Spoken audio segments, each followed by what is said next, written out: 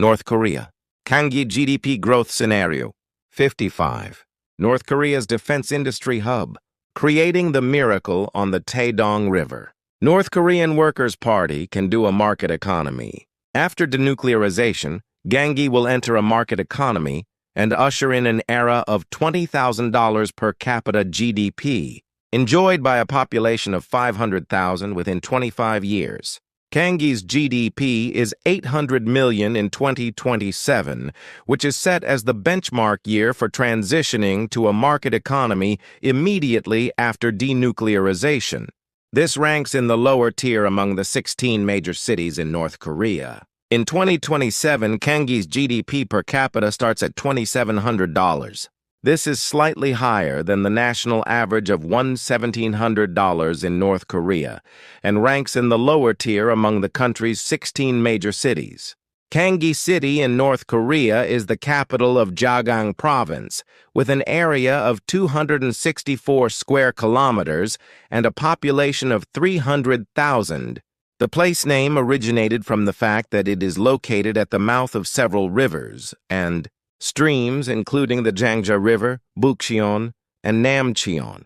Kanggye is a basin located in the northern inland region, approximately 380 kilometers in a straight line, and 570 kilometers by railway from Seoul. The Bukcheon River and Namcheon River become the Dokro River, currently Jangja River in the city, flow northwest, and join the Amnok River. It is famous as a city with beautiful and magnificent scenery and good water.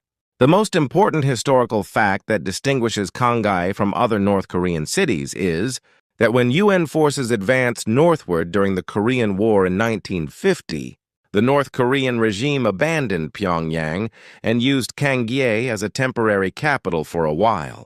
This history is the fundamental reason why Kanggye became the military, administrative, and industrial hub of the entire Jagang Province, and at the same time, it is also the cause of the complexity of the post-denuclearization transition. Forests account for 76% of the city's area, and the major tree species are conifers such as pine, Korean pine, larch, and spruce, and deciduous trees such as oak, sawtooth oak, linden, and walnut. It is situated along the Yalu River, and 90% of its area is mountainous. As befits a continental cold climate region, it is extremely cold in winter, and there are severe daily and annual temperature fluctuations. A forest cover rate of over 75% is a treasure trove of timber and forest product resources, but at the same time, it is a topographical constraint that makes it difficult to secure farmland and build transportation infrastructure. This is why the Kanggye development strategy must be designed in a different direction from that of plain cities. In Kanggye City, the civilian economy is severely suppressed due to the concentration of the military industry, and the development of the market economy is insufficient compared to neighboring provinces due to strict control imposed by directives mandating that the military industry be passed down from generation to generation. Kanggye's GDP per capita is about $960, which is only half the level of the national average of about $1,700 in North Korea. This is also due to North Korea's unique dual economic structure, where the military industry is not properly reflected in GDP statistics. The greatest paradox of the Kanggye economy is that while the actual scale of production in Kanggye would be much larger if military production were included, this is not reflected at all in the residents' living standards. Around Kanggye, there are many underground munitions factories with only chimneys protruding from the mountaintops, as well as secret railways. Decades of accumulated precision machinery, metallurgy, and chemical military technologies will become immediate industrial assets upon conversion to civilian use following denuclearization. This is why Kanggye is not just a provincial town, but a key base for North Korea's industrial transformation. The total amount of water resources accounts for 15% of North Korea, which is the second largest share after South Hamgyong Province. There are over 300 rivers with a length exceeding 5 kilometers. As one of the major power generation bases, there are large-scale power plants and several small and medium-sized power plants. The hydroelectric power potential of the Jangja River basin, including the Kanggye hydroelectric power plant, is at a level that can exceed the electricity self-sufficiency of the entire Jagang Province and even export surplus electricity. Due to abundant forest resources, the forestry industry is well developed and is utilized as a tourism resource for North Korea, while the ecosystem and environment are well preserved. Forests with a coverage rate of over 75% and sparsely populated pristine forests are potential assets for ecotourism and the forest product processing industry. Inpungsul and Baekrosul are famous liqueurs produced at the Kanggye grape wine factory. Inpungsul is a grape liqueur and Baekrosul is a pear liqueur. Inpung liquor and Baekro liquor were imported and sold to Korea when inter-Korean relations were relatively better. Existing brands with a track record of being imported into Korea are Kanggye's unique assets, capable of resuming exports immediately after denuclearization. The Kanggye pencil factory processes high-quality wood from Jagang Province to produce pencils of excellent quality. Made from superior coniferous wood, Kanggye pencils are already recognized for their quality and can be exported to the South Korean and Japanese stationery markets. Under the premium brand Kanggye wooden pencil following denuclearization, there are two prerequisites for the development of Kanggye that are much more important than those of other cities. The first is transportation accessibility. It is a northern inland region located about 380 kilometers in a straight line and about 570 kilometers by rail from Seoul, which is an overwhelmingly long distance. Compared to Wonsan 200 kilometers, Kaesong 70 kilometers, and Haeju 100 kilometers. Even if the Gyeonggui and Gyeongwon railway lines are opened after denuclearization, additional inland railways or roads will be required to reach Kanggye. Currently, there is a 180-kilometer Pyongyang-Bukcheon expressway, but an additional 100 kilometers of mountain road is required from Bukcheon to Kanggye. This transportation constraint is the biggest obstacle to Kanggye's development. The second factor is the complexity of the transition to the military industry. The conversion of fortified underground factories to civilian use must be linked to IAEA and UN verification, and this process takes time. A realistic understanding is needed that the transition period is longer than in other cities. Here is the current status and master plan for the districts of Kanggye City. The 264 square kilometers area of Kanggye City is divided into 7 development districts based on geographical and functional characteristics. Zone 1 is a military-to-civilian conversion cluster, a mountainous factory belt area of about 50 square kilometers northeast of Jangjiagang. It is an area with a concentration of underground fortified munitions factories, serving as a symbolic site of denuclearization and a key hub for industrial transformation. The underground factories around Kanggye are North Korea's largest military-industrial complex, producing ammunition, artillery shells, rocket launchers, and military equipment. Although the exact list of facilities is secret, dozens of underground and semi-underground factories are distributed there, including a disguised ammunition production plant called the Kanggye Tractor General Factory. The master plan transforms this area into the Kanggye Precision Machinery and Special Metals Civilian Cluster. The explosives and ammunition production lines are first sealed under the inspection of the IAEA and UN Denuclearization Verification Team, and this process is disclosed to international media. This scene itself serves as the most powerful visual evidence of denuclearization, establishing a foundation of trust for attracting foreign investment. We will convert large-scale forging and casting facilities, used for manufacturing tank armor plates and gun barrels, into the production of high-value civilian products. Specifically, we have set large industrial valves and flanges for petrochemical plants, with annual demand in the billions of dollars. Wind power tower flanges requiring high-strength forging, high unit price. Shipbuilding hull forging components, and specialized drill bits for mining as target products. All of these products can achieve cost competitiveness by utilizing existing military forging facilities. The precision machinery production facility will be converted to the production of machine tools, industrial robots, and precision measuring instruments. In conjunction with the Huishan Machine Tool Factory, Kanggye designs a division of roles specializing in medium and large machine tools. The scale of investment is approximately 1 trillion won for production line conversion, approximately 200 billion won for civilian product development and certification, and approximately 300 billion won for underground factory ventilation and power modernization, totaling approximately 1.5 trillion won. Funding will be provided through a 40% joint FDI between Korea's Doosan Energy and Hyundai Aoye, a 40% loan for inter-Korean industrial cooperation from the Korea Development Bank, and 20% from the IAEA and UN disarmament support funds. The annual contribution to GDP from the production and export of precision machinery and special metals is approximately $300 million. This is based on the 10th year after denuclearization. Zone 2 is the Kanggye Hydroelectric Power and Clean Energy Hub, covering an area of approximately 40 square kilometers in the Jangja River and Dokro River watersheds. As one of the major power generation bases, there are large-scale power plants and several small and medium-sized power plants. The hydroelectric resources in the Jangja River basin, including the Kanggye Hydroelectric Power Plant, serve as the energy foundation for Kanggye's industrialization.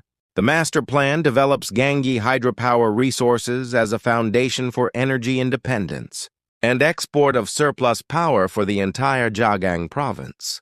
The existing Kanggye hydroelectric power plant's generator and water turbine will be replaced with modern facilities to increase output by 30–50%. We will construct 10 to 15 additional small hydroelectric power plants, 1 to 10 megawatts class, at undeveloped drop points in the upper reaches of the Jangja River. This distributed small-scale hydropower network enables power self-sufficiency in mountainous regions and creates a revenue structure that sells surplus power to Pyongyang or Dandong, China, across the Yalu River. Solar power generation is also carried out in parallel.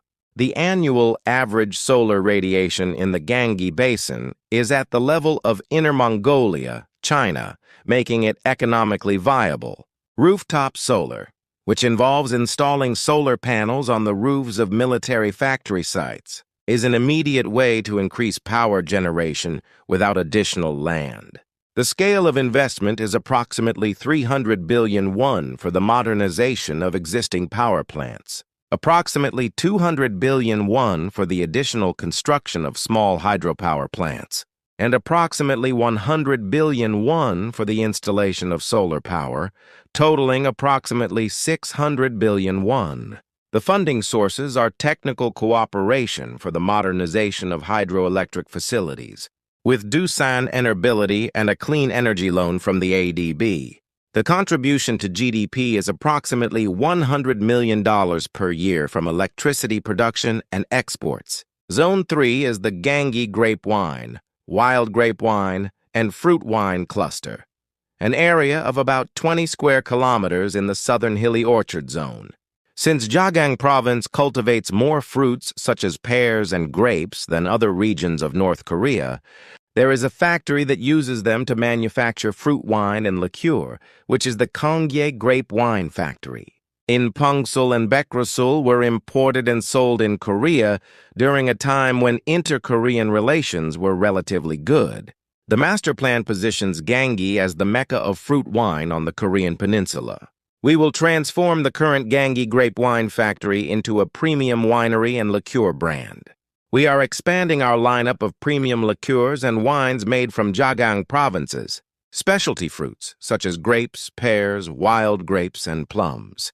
We are developing a Kanggye fruit wine experience tour product, similar to winery tours in Bordeaux, France, and Tuscany, Italy. This program, which combines a factory tour, a walk through the raw material orchards, and a tasting class, serves as a key reason for domestic and international tourists to visit Kanggye. The first goal is to introduce the Kanggye fruit wine brand to Korean department stores and duty-free shops, followed by expansion into the premium liquor markets of Japan and China. We are also adding a secondary processing line to produce functional food ingredients, such as grapeseed oil and polyphenol extracts, from byproducts, grape skins, and seeds of fruit wine production. The investment scale is approximately 100 billion won for winery modernization and tourism facilities, and approximately 50 billion won for orchard expansion and cold storage, totaling approximately 150 billion won. The funding comes from 70% joint venture FDI with Korean alcoholic beverage companies, and 30% from the Inter-Korean Food Cooperation Fund. The annual GDP contribution from fruit wine and food processing exports and tourism is approximately $50 million. Zone 4 is the Kanggye Pristine Forest and Ecotourism Zone, an area of approximately 60 square kilometers of forest in the upper reaches of the Jangja River to the northwest. Forests account for 75.9% of the city's area, and the major tree species are conifers such as pine, Korean pine, larch, and spruce, and broad-leaved trees such as oak, sawtooth oak, linden, and walnut.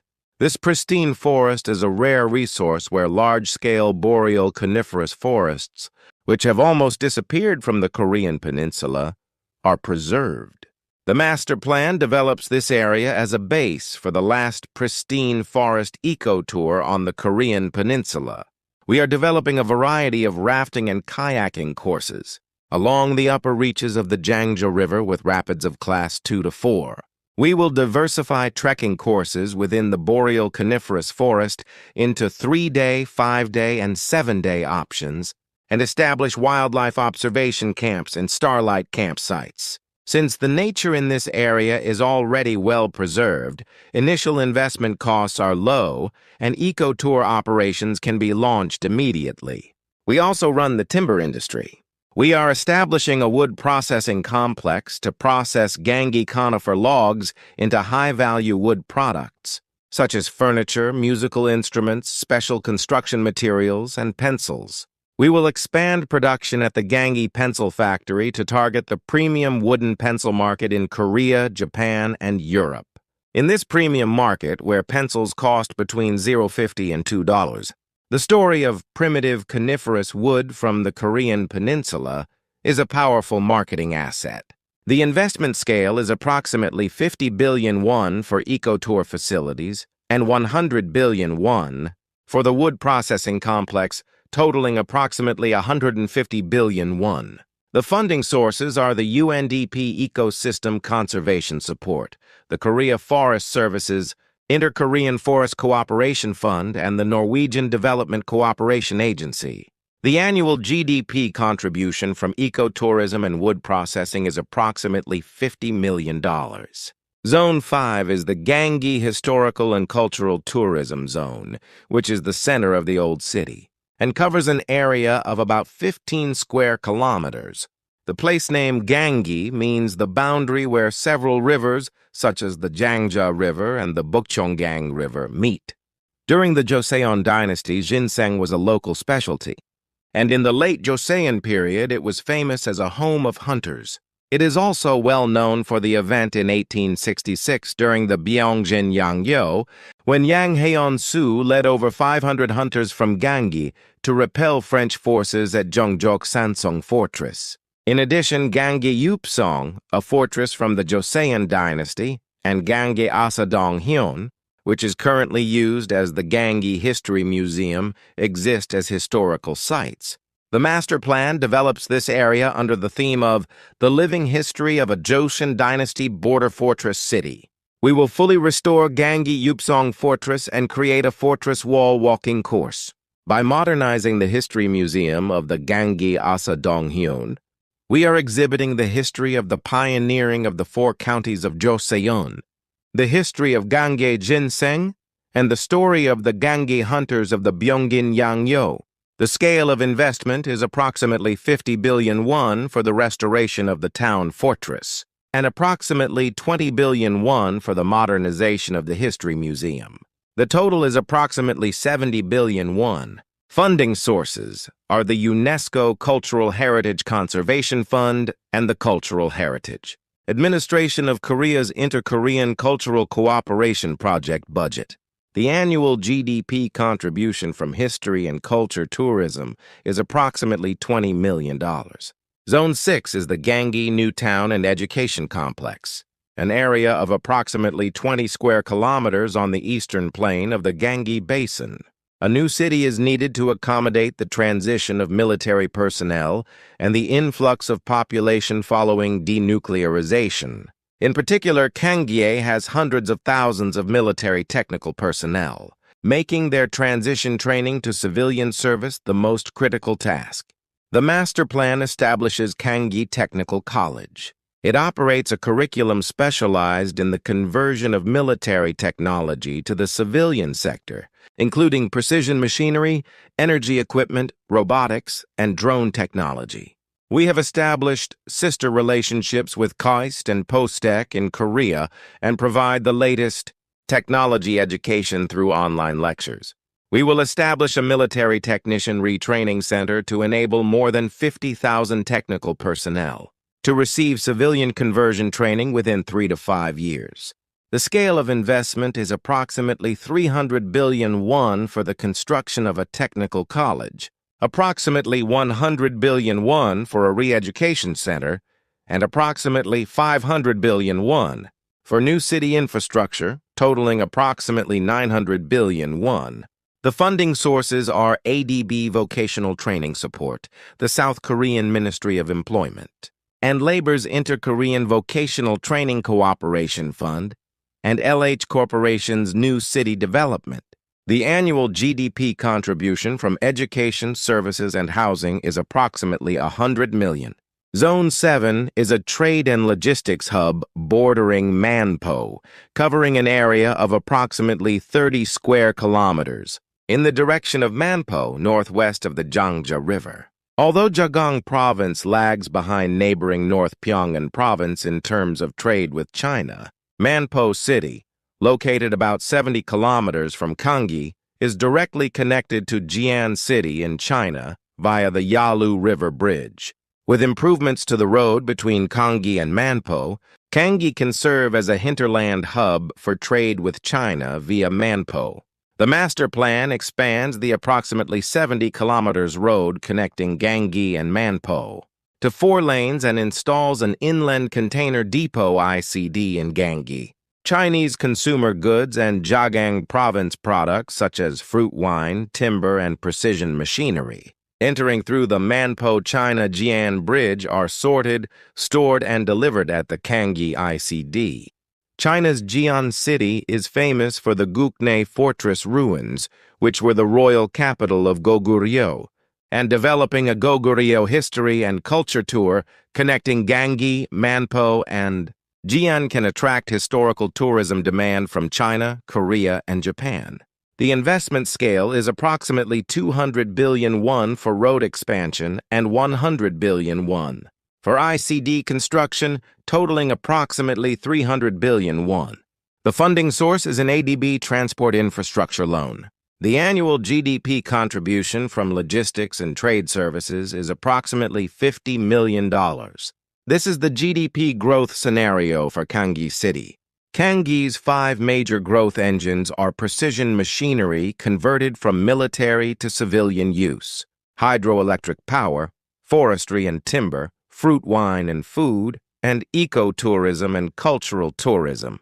The most significant unique characteristic distinguishing Kanggye from other cities is the scale and complexity of its transition from military to civilian industries. This is why, although its initial growth is slower than other cities, it is able to possess the strongest industrial base once the transition is complete. We use Chelyabinsk, Russia, as a point of comparison. Chelyabinsk is an example of a city that was the largest military and metal industry city during the Soviet era, suffered an economic shock following the transition to a market economy in the 1990s, but recovered after diversifying into precision machinery, metallurgy, and food since the 2000s. Although Kanggye's transition timing is later than Chelyabinsk's, a faster transition is possible due to South Korea's technical and capital support. The base scenario is the Chelyabinsk model, where the transition from military to civilian use proceeds as expected, but transportation infrastructure improvements are carried out gradually. During the 5-year period following denuclearization, the sealing and verification of military factories will be completed. Technical training for civilian conversion will begin. The modernization of hydroelectric power plants will commence, and fruit wine exports will resume. The city's GDP is approximately $500 million, the population is 310,000, and the GDP per capita is approximately 1,010. During the 6 to 15-year period following denuclearization, civilian factories for precision machinery and special metals will be fully operational. The number of annual eco-tour visitors will reach 50,000. And the Kanggye-Pyongyang Expressway, approximately 250 kilometers, will be completed. The city's GDP is approximately $1.5 billion. The population is 350,000, and the GDP per capita is approximately 4,285. During the 16 to 25-year period following denuclearization, precision machinery exports will get on track. New cities will be completed, and the industrial contributions of Kanggye Technical College graduates will begin in earnest. The city's GDP is approximately $4 billion, its population is 420,000, and its GDP per capita is approximately 9,520. A per capita GDP of $20,000 will be achieved in 30 to 35 years after denuclearization.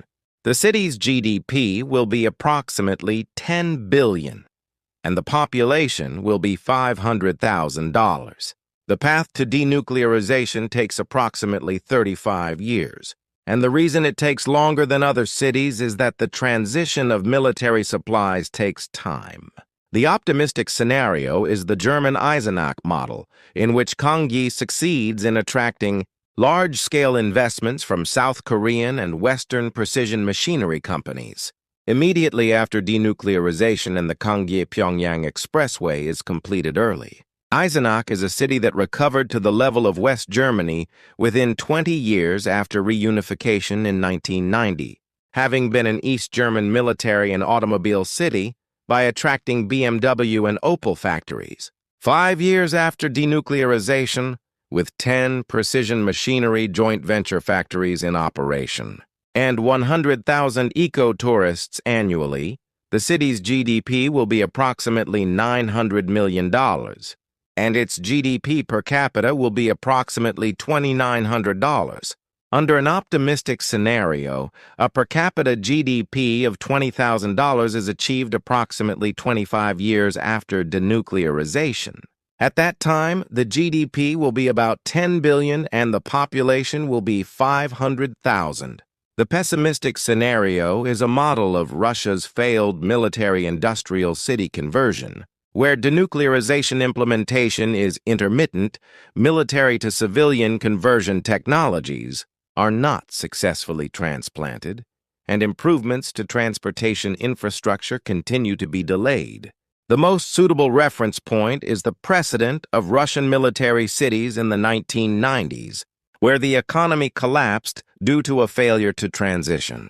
Even 10 years after denuclearization, the city's GDP will remain at approximately $400 million, and its per capita GDP at approximately $1,200, and it will take about 60 years after denuclearization to achieve a per capita GDP of $20,000 only in 2087.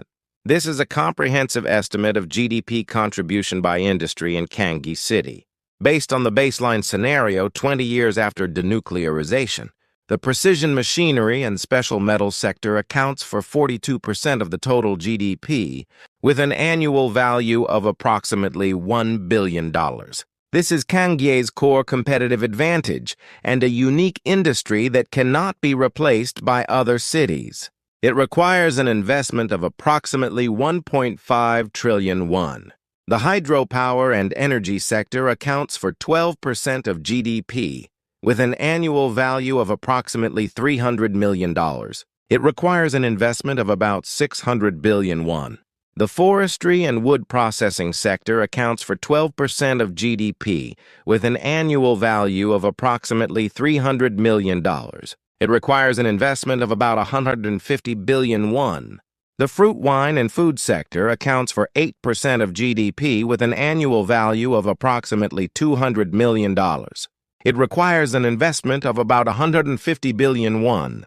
The ecotourism and history tourism sector accounts for 6% of GDP, with an annual value of approximately $150 million. It requires an investment of about 220 billion won.